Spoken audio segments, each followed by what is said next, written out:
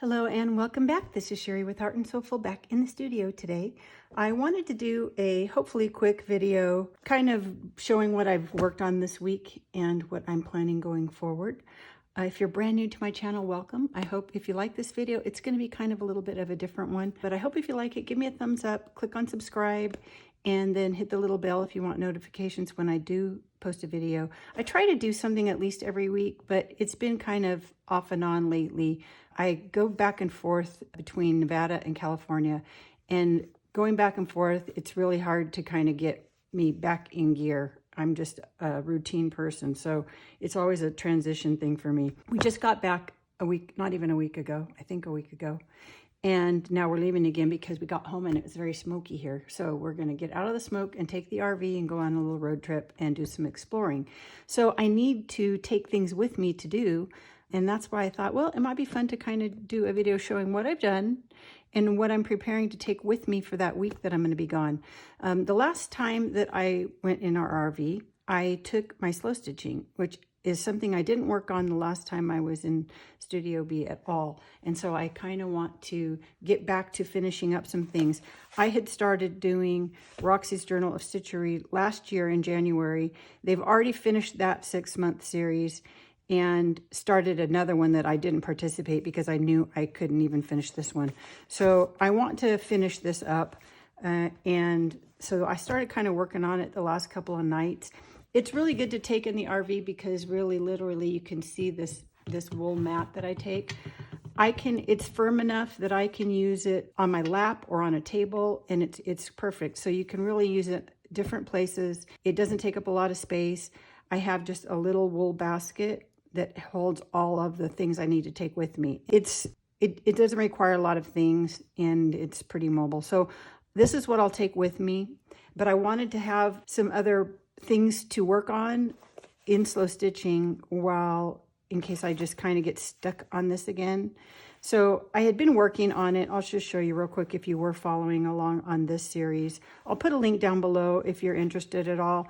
You can always watch all the videos and start now and just do this same thing at your own pace because, you know, people start at all different times.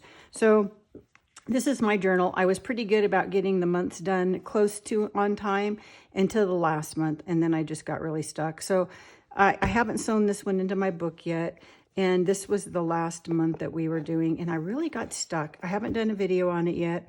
I will do it when I know I'm finished, but I put it aside for months because I wasn't feeling it at all. So I've finally done some more work on it, and I'm becoming more happy with it. So once I get it to a place where I'm good, that I'm done, I'll do a video and I'll stitch this into the book.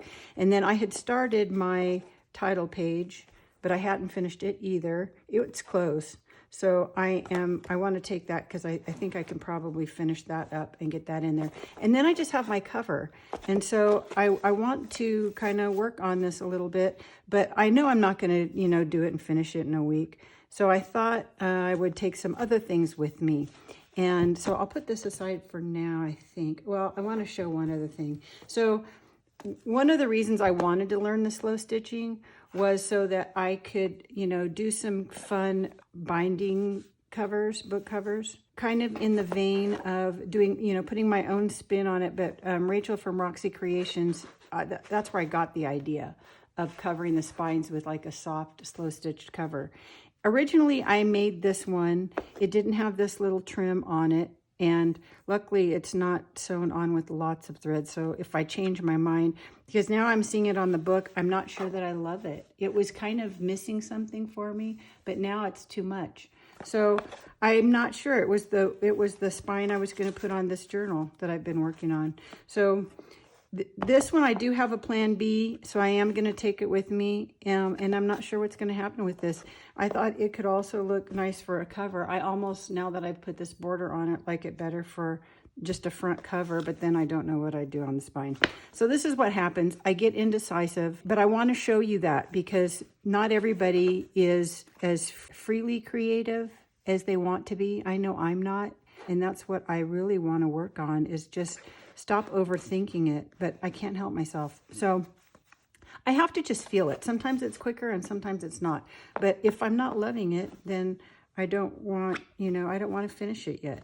So I may use this for this cover. I was thinking, I haven't done anything for it, and it's a whole book of stitchery, and I think it kind of looks pretty with that title page.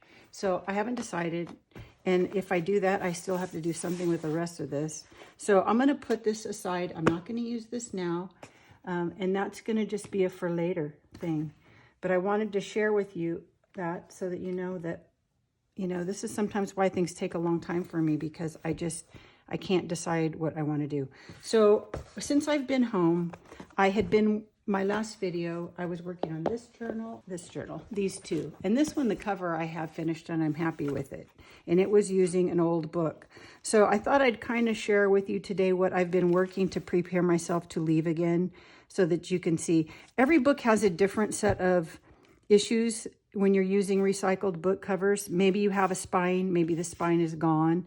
In my case, most of them don't have the spine anymore at all, or I rip it out because it's so damaged.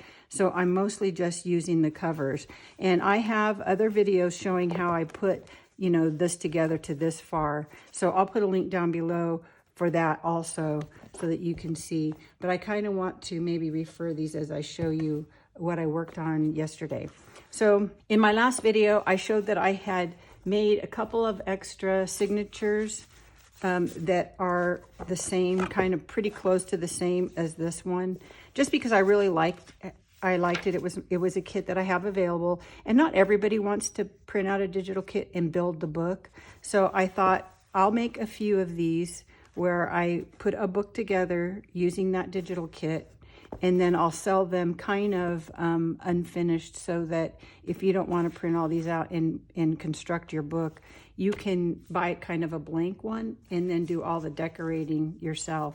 So I may do them this one has some decorating. I may do one where I don't do any decorating, and then that way the price will be cheaper too. So that's what I wanted to work on. I had shown that I had made a couple of these covers, at least the starting, the fronts and backs, but I hadn't put the scrim on yet. So yesterday I did that.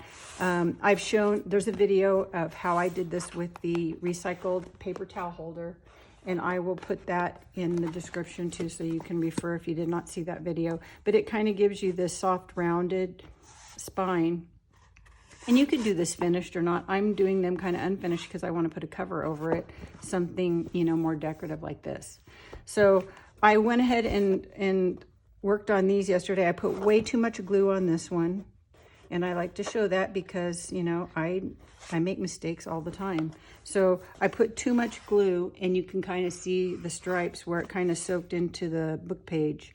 So a couple things I can do. Maybe I do a sealer over this whole thing, a heavy sealer. But I'm thinking, I got this idea to this point of this cover minus the spine from Bohemian Crafting, and she had done some stenciling on her. So I may do some more collage or stenciling or something decorative over this book page, use this as just a first layer to kind of hide that I overglued this one. I did this one here, and I didn't do too much glue, so you can see how it's nice, just a nice thin coat, didn't get it too wet. So those two are ready now for the next stage. And I did another one so that I can, if you haven't seen these videos, that you'll see kind of what they look inside before they're finished. So this one, the next thing I would do would be to, add my signature spine with the signatures in it, and then put the end papers on. And I want to show you another one that I started. So this one, I'll set these aside. This is one that I decided I wanted to maybe do a couple to take, so that if I get stuck on one design, I can put it aside and work on a different one. So I really love this book cover. It was in pretty rough shape. The spine was gone, but I really liked the design on the front. And it, even though it's kind of beat up, I like that. If you've been watching me, I kind of like grungy things. So I decided to just, use this cover for one of the sets of signatures that I had already made. The inside paper of this, the end papers were in pretty good shape. and I liked the color with my journal. So I decided to go ahead and leave this one where you kind of like this, where you glue this in after the end papers are in, and so you kind of see that fabric. That's kind of a deconstructed way of doing a proper book. Normally this would be covered up. In this one, you can see I did it kind of the correct order, where this was sewn in with the signatures and then the end paper was put on. So I kind of just wanted to show you that every book I pick up, depending on what fabrics and what different things I'm going to use, I may do it this way or I may do it this way. It just depends on what my parts and pieces call for. Now, this book, you can see how chunky it is. It is exactly the same signatures as this book. So this one's gonna be, I think the spine might be, it's about the same. So, you know, this one's gonna end up chunky too, depending on how much I put in it. So I decided to, you know, get one going so that I could work on the spine. And so I went ahead and I sewed in these signatures, which I have done in that previous video, so you can watch that. And then I went ahead and glued them on the inside here. And then I wanted to show this because, you know, these are old covers and you kind of leave a gap in here that's about a credit card width. And when you do, it's kind of loosey-goosey still. You don't maybe feel real confident that it's all gonna be, you know, like a book at the end. You know, you look at this one and you see how sturdy and well put together it is. Well, this one is started out as kind of wonky as this one was. So I think for this one though, because it is an older book and it is kind of wobbly in a way still, what I did, one thing which is just kind of to sturdy up the thickness maybe of my paper towel holder, was after I had my pages stitched in, my knots are here on the outside, I just glued a piece of book page just to kind of clean that up. Partly so that if my fabric I'm going to put on the outside here, I won't feel, you know, it's kind of another layer between this and those knots. So it'll just kind of have a smoother feel to it. So I've got it to this point, and then I thought for this one, just because it's feeling a little, you know, part of it maybe because it's now getting more dry and it wasn't earlier, I was just feeling like that gap was making it really kind of loosey-goosey. But it's kind of drying and stiffening up on its own now. But one thing I thought that I could do, maybe not this piece, well, I guess I could use this. A couple things I could do is I could either go over the whole thing with something, you know, as thin as this. I'd probably make it a little bit wider, just so that it's going to be hidden under my decorative piece, but it's going to go over these seams here, just to kind of make me feel like it's more stable there. I don't know that I need to do that. I had pulled out this, now if you've been watching my videos, I always call this scrim, which is what it is. But when I went to, I was running out of mine, and so I needed to kind of restock. And so I was looking for the same thing. I ordered some scrim. It wasn't exactly like this. I'm now sold out of it too. And I like it, it's just different. So I needed to kind of restock again.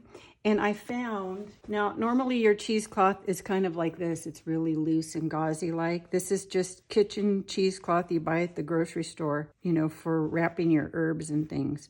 So I have this, but it's really loose and it's going to be fine for certain things, but it's not the same as this. So I did find, and I've thrown the packaging out, but I think I can go back and find my order. This was labeled as cheesecloth, and I want to say it's like 90 with a number on it as far as its something rating, 90 rating, food grade. And so it's almost identical to the old one that I had. So I have some of this now, and I'll put the link down below. I think I got it on Amazon, but now I have another little stash of it. But this ended up being more like, even though it was called cheesecloth, it ended up being more like my old scrim. So my idea was to maybe just glue down a layer of scrim. I'm not going to do this right now, I think, just because I don't want to make the mess here on camera. But I was thinking about doing that and letting that dry, and that will maybe kind of stabilize everything. And then my decorative one will cover over that. You won't even see it anyway. So I'm only mentioning this, you know, because every situation is different. And so if you're having trouble with your spine, maybe the material that you used is a little too thin and you really kind of just need a little extra support, then I'm suggesting that doing something like that might be helpful. And I've shown this many times, but I thought I would show it again for new people that haven't been watching my channel. Printing on fabric. I decided after my last video, you know, I have made these new digitals that are not released yet. I'm still just kind of playing around with them, but I have these. I decided to print them onto fabric just to be able to tear them up and use them for some of my spines for these journals, because they're all kind of using all these digitals. And so I thought it would be fun to have them all kind of go together, coordinate that way. When I did my last video, I had shown that I printed out the piece that I had used for my inside spine, this piece. I had done the design half so that this would be wide enough to use on the inside of your spine or the outside. And then the other half, if you were going to do this on the outside, you could use this on the inside or vice versa. So I had done it in 6 different colors or 8 different colors, I think. And so I decided to print some of those onto fabric too. And there's lots of ways to print on fabric. You can, you know, look it up on YouTube and people will show you. I have a video also that I'll put down below how I like to do it. And after I had done it, you know, you get comments from people, and I had comments asking if I had tried it on freezer paper before. I had seen that and I had heard about it, but I didn't have any freezer paper. Since then, I have purchased some, and I actually did a comparison. I still like this way the best. And, you know, the thought might be that, well, this is so much more expensive, but it's really not. And I'm going to show you what I do just very quickly. So I was out of even plain white fabric, so I just grabbed these fat quarters of just plain old cotton, 100% cotton, solid white fabric. And you can, you know, buy it by the yard, but these are like 97 cents here in the United States, at least where I am. So I just grabbed some of these. You can get 4 of 8.5 by 11-ish sizes out of 1 fat quarter.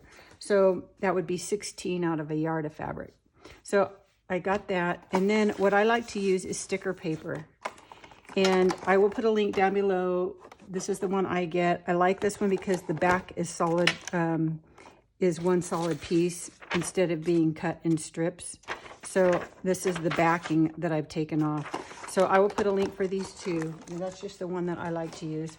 So all you do is iron your fabric out just to get rid of any folds in it. You know, this has been folded. So get the heavy wrinkles out. And then I just, because I have my iron going, I take the backing off of this, and then I just have the sticky paper, which in my case, they're not very sticky anymore. And you just put this down on your fabric. Now you see I have smudged a color around. It was because I was having a hard time in my light seeing my white sticker on my white fabric. So I would do this before you put it onto your fabric. Just maybe, you know, use something to darken up just the edge so that when you're going to cut it out, you can see the line better. So you just stick this down on your fabric. Make sure there's no wrinkles. I use my iron and just make sure it's all smooth. And then you just trim around the fabric so that it's exactly the size of your paper with no little things like this hanging on there. So then I use my back of paper feeder, and I just use my regular white copy paper setting. It is thicker, so you could use a thicker, like cardstock or something, I guess, if you need to. But I'm just telling you, on my Epson 8500 and my other Epson that I had, I used just regular paper, copy paper setting. And then just run it through, and it prints your fabric. Now, you might think, well, sticker paper, why is that better than freezer paper? I did a piece of freezer paper, and when you just iron it onto your fabric, it sticks, but it's nothing like how well this sticks. And so if you're nervous at all about it jamming in your printer or anything, this is just a kind of a no, I don't even worry about it. it's so stuck to that sticker paper. And then the other thing is you can use this one multiple times. So I had 2 going at once because I was doing a bunch. And I ended up with these 2 pieces getting 12. So I used 1 piece 6 times. And there's still some tack to it. I mean, this is probably as much tack as the freezer paper had. So I don't think that is, you know, too expensive. And then I also reuse these and do my washi tape where I use, well, not really washi tape, but where I've done my, you know, I just put Scotch tape down onto this and then use my Distress Oxides to make it look old. And so I'm reusing this too. So to me, the cost of the sticker paper, I'm getting a lot of use out of it. So I don't really mind that. And I think it just does work much better.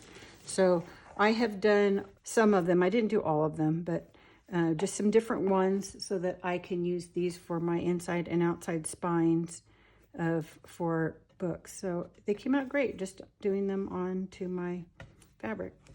And then, like I said, I printed out a couple more of my digitals.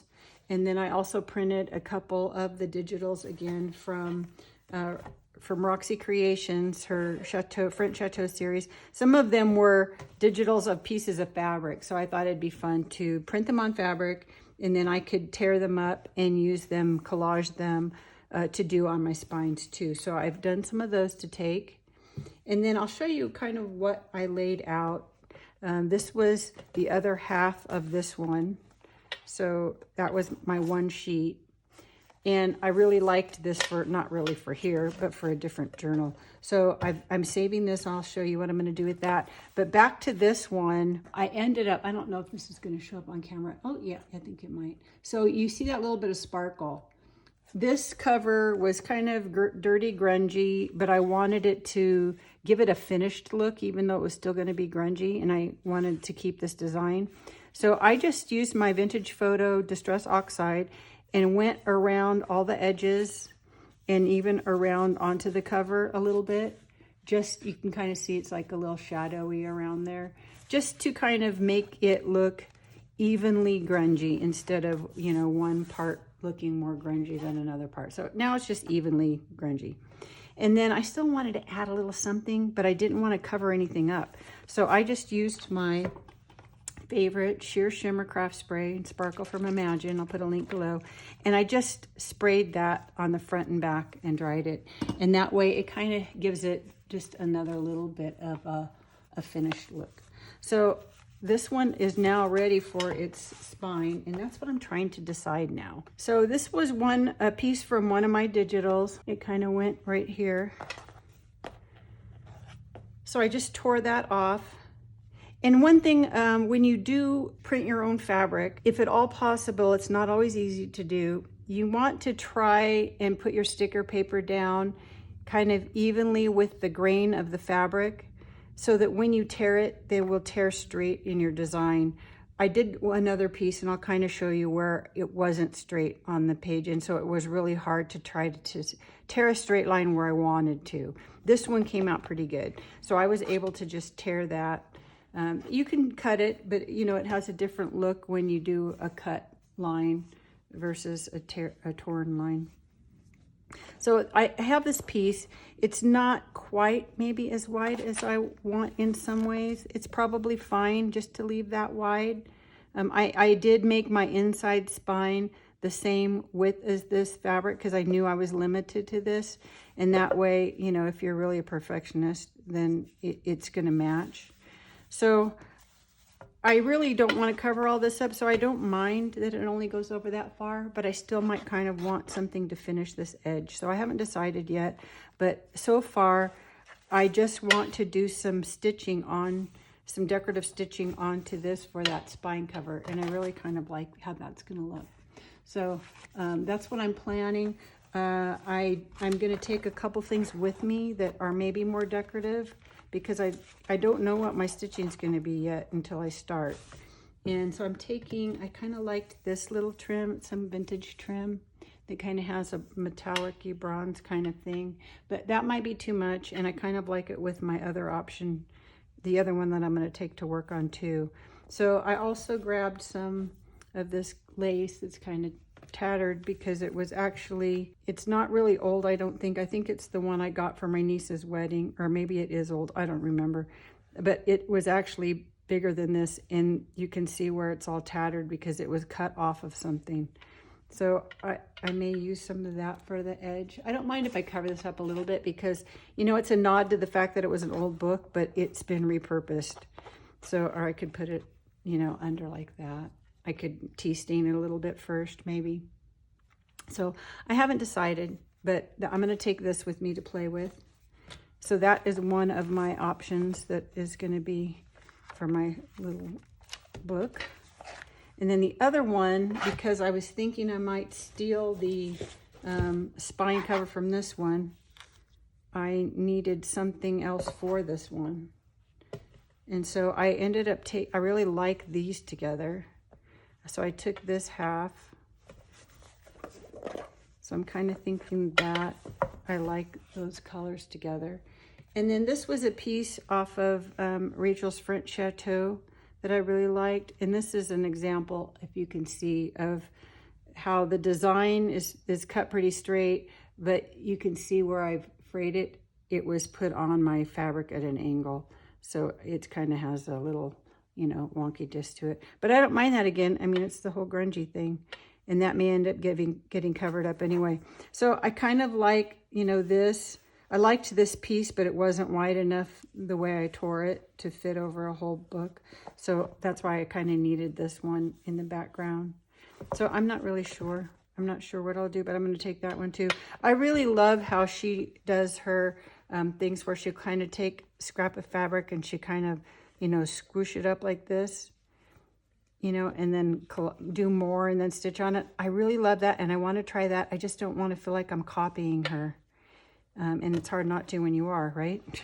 So I don't know. I love how that looks, and I've never tried it before. So I might try to do my own spin on it so that it's not, you know, too much like hers.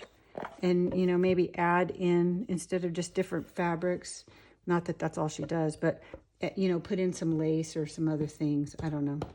But that's kind of what I want to play with. I'm thinking this one might end up being more collage-y of a piece with some extra stuff, and it may go on this one. So those are the two things that I'm going to take with me to kind of brainstorm about, so that I don't have to carry too many things. I'll just take my stitching. The other thing that I do like to take with me is my doodle book, and I don't ever show this, so I thought maybe it'd be fun. Maybe you care. I don't know. If you'd like to see my doodle book, I'm not going to show, you know, too much of it, but I had watched some videos a long time ago on Zen doodling, which this is not what this is, but it kind of got me started. I was learning some of the designs, the Zen doodle designs, and I haven't shaded any of these things, but it's just something I got hooked on doing when I, you know, if I have to go sit somewhere and for a long period of time and just waiting or whatever, I can carry this with me. And I can work on it anywhere. And so it's just, you know, some crazy doodling. And I'm getting this book kind of full. But it's just, sometimes it's just calming in the evenings. You know, they all look different. I never have an idea when I'm starting. You just kind of, you know, start drawing. So to do this, I'll show you the pen and stuff that I use. I'm just using this, you know, cheap mixed media book you can get them at craft stores, or I think even I probably got this one at Walmart. And then the pen that I love, my favorite pen are these Micron pens, Pigma Micron pens. Micron pens, there's lots of different sizes. Well, these are different, but you'll get the idea. These are unipens, but they have like just a little, you know, nib on the end. That's the tip of the actual pen. I found for me, I push too hard. And so those nibs, those pen end up getting shoved in the pen, and I don't get that much use out of them because I don't, you know, I'm pushing too hard. So I like these plastic nib pens. And so you want to just look for Pigma Micron. The PM is plastic nib, and they're archival, which is nice. But the plastic nib, it's one size. It's, I think 4.5 might be the size, but it only comes in that size. And what happens is, you'll see on the cap, it says PN. It'll say PN. When, like this one's even more used. The nib, the pen nib end will be kind of finer, but if you're like me and you push too hard over time, as this thing starts to run out, your line will actually get thicker because you're kind of breaking down, you're smushing that end of that plastic nib, which I don't mind at all. They'll get to a point when they're pretty much out of ink by the time I get to where I don't want to use them anymore. So I just buy these, and it's an easy thing to take with me to work on in the evenings, you know, just to doodle. I have a hard time just sitting and watching TV or anything like that. So this lets me have something to do while I listen to TV. So that's what I'll take with me. I don't believe I'll be doing a video at all. Maybe I'll take a picture and post or something on YouTube. But otherwise, I'm just going to work on these and do a video when I get back. So have a great rest of your day and have a great week. Now go make something. Bye.